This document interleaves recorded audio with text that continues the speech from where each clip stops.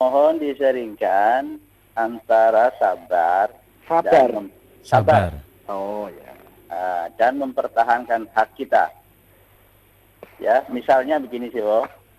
Misalnya kita dirampok, ya, atau istri dibawa lari orang lah katakanlah gitu. Bagaimana sikap kita sebagai orang Muslim yang baik? Itu maksud saya. Jelas sih, Wo ya? Ya, saya kira itu saja. Kurang lebihnya mohon maaf. Dengan Bapak siapa, sorry Bapak? Mas Din, terima kasih. Mas In ya? Iya. Oke, silakan. Dan terima kasih. Assalamualaikum warahmatullahi wabarakatuh. Waalaikumsalam warahmatullahi wabarakatuh. Iya, sabar. Kita sudah sering sih bahas tentang sabar. Sabar itu adalah seseorang yang tangguh di dalam kebenaran. Dalam situasi apapun, Iya. Jadi sabar itu nggak ada batasnya. Iya. Dan sabar itu selalu mengasihkan bagi seorang penghamba. Kenapa? Tuhan bersama selalu kepada orang-orang yang sabar. Jadi sabar itu indah sih, sabar itu mengasihkan, bukan sebuah beban, ya, tapi sebuah sarana menuju. Itu sabar. Tapi kadang-kadang kita kalau pakai definisi yang tersebar di masyarakat pada umumnya, sabar itu hanya manakala kita terbeban. Dan disitulah kita harus sabar. Jadi kalau orang sehat harus sabar nggak dengan kesehatannya? Oh iya, kalau sabar itu kalau sakit, Mas. Kalau sehat ya nggak butuh sabar gitu kan. Jadi sabar hanya manakala kita mendapatkan sesuatu yang kita tidak suka. Akhirnya nanti ada, kalau sabar didefinisikan, difahami seperti itu, sehingga nanti ya sabar, tapi kan sabar ada batasnya gitu kan. Tapi kalau kita kembali ke bahasa yang teknis, bahwa sabar adalah orang yang tangguh, terdinas, tanggap, itu bahasa militer itu. Tanggap, tangguh, terdinas, selalu dia konsisten dalam kebenaran dalam posisi apapun. Itu disebut sabar. Sehingga sabar itu berlaku setiap saat. Pada saat kita sehat, pada saat kita sakit, pada saat kaya, pada saat miskin, pada saat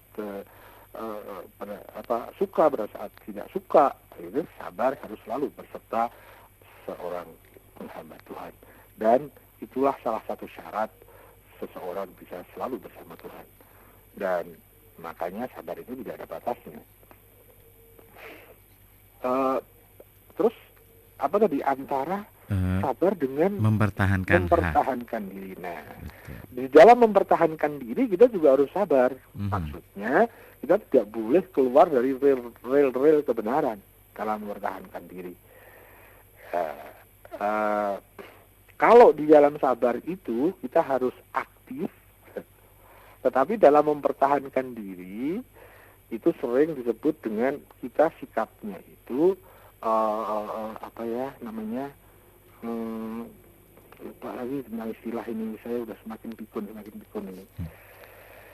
Kita kalau tidak diserang kita nggak boleh nyerang, itu namanya apa toh, Mas Rizky? Bagaimana sih, Wo? Kita kalau tidak diserang nggak boleh kita menyerang. Jadi boleh menyerang hanya dalam rangka mempertahankan diri karena kita diserang. Itu namanya apa? Apa istilahnya ya? Bukan agresif, tapi apa ya? Lupa lagi. Defensif. Terima kasih Mas Rizky. Tadi dibantu sama Mbak Siti, sekarang dibantu sama Mas Rizky. Kita ini dalam masalah press terhadap yang tidak sepakat dengan kita, sepanjang yang saya tahu sih dari pelajaran Islam dalam amar ma'ruf nahi mungkar misalnya, kemudian juga apalagi di dalam kita ya, di dalam perang itu kita hanya boleh defensif, tidak boleh kita melakukan kebalikan dari defensif. Apa Mas Riki? Betul. Apa itu? Halo? Kebalikan defensif apa? Defensif, agresif berarti. Agresif. Iya. Bukan itu sih sebetulnya. Oh, ofensif. Ofensif, ya. Kalau saya lebih suka jadi agresif aja sih, Bu. Ya, ada konsep dalam rangka adanya itu. Jadi kita tidak boleh di dalam pertengkaran kepada siapapun kita di pihak yang ofensif, itu tidak boleh. Ya, tetapi kalau dalam rangka keteladanan, dalam rangka kita sharing informasi, itu kita boleh ofensif, Tetapi kalau sudah terkait kepada benturan-benturan, apalagi benturan fisik, terkait dengan itu ada aturan-aturan kita harus pada posisi defensif, yaitu pada saat kita kalau tidak diperangi kita nggak boleh memerangi, gitu lah. Itu pun juga ada aturannya. Tidak, oh karena saya disakiti maka saya balas menyakiti. Oh tidak, bukan larinya bukan ke situ ya. Tapi kaitannya dengan mempertahankan diri itu kita harus pada posisi defensif, bukan ofensif. Nah, bagaimana kita bisa disebut defensif pada posisi yang proporsional, yaitu manakala memang kita sudah memenuhi syarat untuk melakukan defensif. Jadi tidak setiap kita diserang kita harus nyerang, enggak.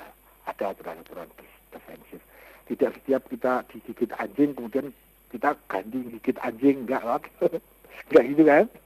Jadi ada aturan mainnya juga, dan itu kayaknya diatur di dalam fikih, judulnya itu fikih amar ma'ruf nahi mungkar. Ada nanti juga lebih spesifik lagi, ada pada fikih yang lebih serius, yaitu fikih siasah. Fikih siasah itu mengenai tentang perang dan sebagainya, termasuk kepada mempertahankan diri itu. Nah, kalau kita mempertahankan diri dengan cara yang benar, maka dalam mempertahankan diri itu ada kesabaran. Jadi tidak bisa di-cross-kan bahwa antara sabar dan mempertahankan diri itu dua alternatif yang harus dipilih salah satu. Tidak. Dalam mempertahankan diri, kita harus tetap dengan sabar. Sabar itu harus ada dimanapun. Pada saat kita ofensif, ya, pada hal-hal yang dibolehkan ofensif, dan pada saat kita defensif, pada saat terkait kepada hal-hal yang kita memang diharuskan defensif, tidak boleh ofensif. Nah, itu ada aturan mainnya, yang itu diatur di dalam dunia perfikihan. Ya, tentu untuk memahami aturan ofensif dan defensif tadi yang bagaimana, ya kita harus mempunyai dokter di bidang itu, dokter fikih yang sering disebut dengan mujtahid atau marja. Nah, kalau kita tidak memenuhi syarat dan ikut-ikut masuk ke situ, bergaya menjadi dokter, bergaya menjadi mujtahid, bergaya menjadi marja, yang akan terjadi ya bayangkan kalau bukan dokter dia ikut merumuskan resep, apa yang terjadi kan? Apalagi kalau resep itu disebar di masyarakat, nanti menebar racun deh. Kayaknya begitu. Saya kembali dulu kepada Mas Rizky.